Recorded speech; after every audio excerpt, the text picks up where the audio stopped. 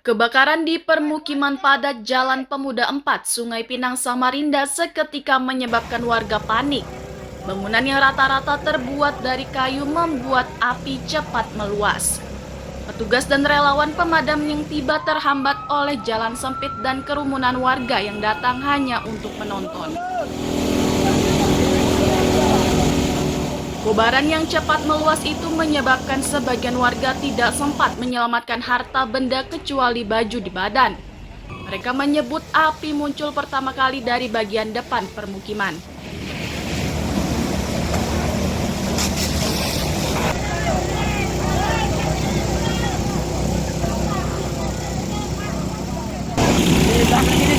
Terus? Cuma jam 4 ya kejadiannya. Cepat ya? Iya. Duganya dari rumah sebelah mana? Ini rumah depan. Rumah depan ini ya? Iya, ini. Itu rumah kayu, rumah bangsal? Rumah kayu. Rumah kayu pribadi? Iya, pribadi rumah. Nah, saat kejadian, abang langsung apa itu pas api membesar? Apa tuh? Saat kejadian abang langsung ngapain pas api membesar? Ya nyari mesinnya. Langsung mesin ya? Iya. Banyak yang tinggal di situ? Banyak. Kalau abang sendiri rumahnya gimana? Habis atau gimana? Habis. Habis. Barang-barang ada sempat keluar? Nggak ada. Nggak ada ya?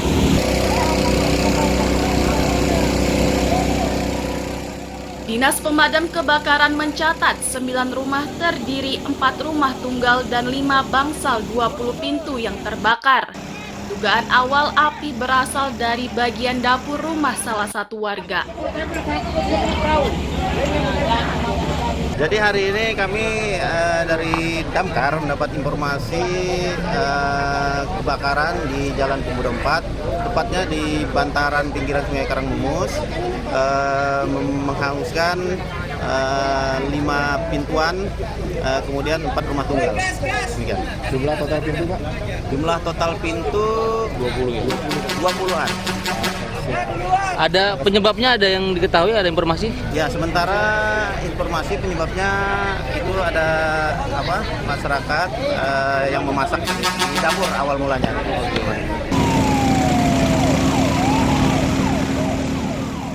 Setelah 1 jam berupaya, petugas berhasil memadamkan kobaran. Musibah ini tidak menelan korban jiwa, sementara penyebab kebakaran masih diselidiki. Amir Hamzah dan Iswanto melaporkan dari Samarinda.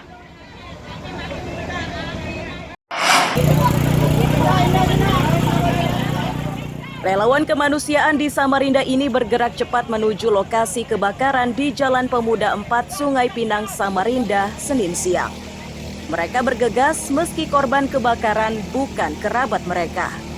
Bagi relawan, menolong sesama sangat penting dibanding silsilah. Padahal saat melakukan aksinya, para relawan ini harus berjuang menghadapi berbagai risiko. Meski berupaya tanpa pamrih, tak jarang relawan mendapat perlakuan kurang simpatik. Dampaknya para relawan harus menanggung beban perbaikan kerusakan peralatan. Salah satu relawan yang merasakan ketidaknyamanan itu adalah relawan Al-Iksan. Selang miliknya yang dibeli dengan cara patungan jebol dan diduga ditusuk menggunakan benda tajam.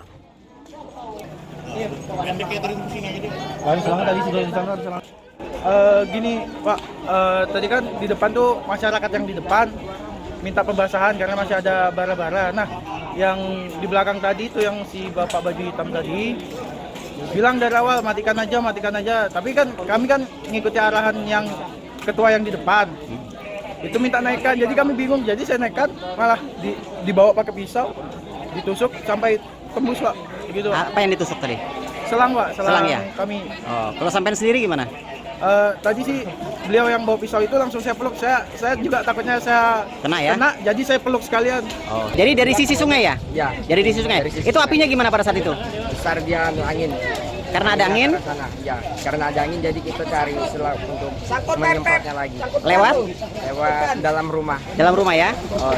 Kemudian yang di sungai sendiri itu apinya akan kira-kira pada saat itu bisa menyeberang nggak kalau nggak diantisipasi? Bisa. Bisa menyeberang ya? Jaraknya berapa lama? Jaraknya berapa meter dari lokasi kebakaran tadi sampai nyemprot? Kurang lebihnya? 2 meter. 2 meteran ya? Ya cukup panas tadi? Ya. Cukup panas ya? Asap. Asap ya? Menghindari kejadian serupa diimbau kepada warga agar memahami kerja relawan. Memberi ruang gerak bagi relawan akan membantu warga yang tertimpa musibah. Amir Hamzah dan Iswanto melaporkan dari Samarinda.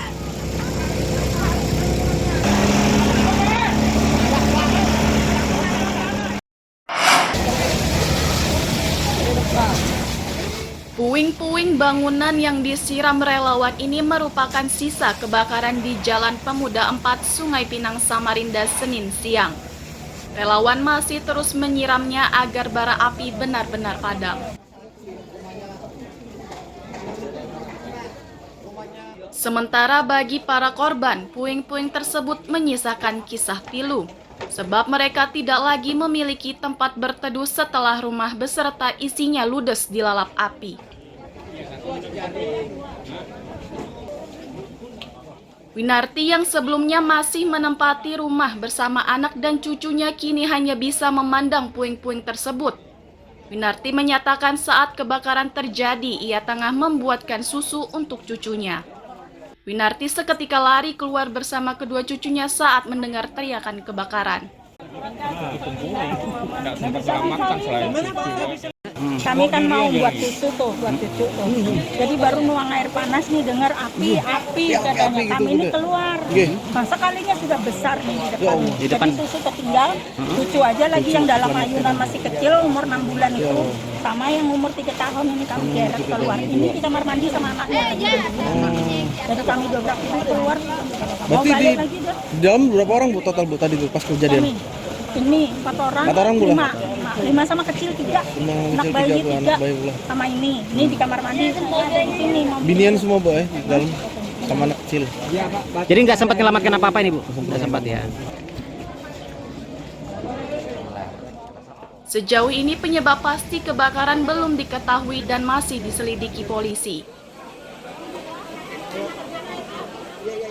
Amir Hamzah dan Iswanto melaporkan dari Samarinda.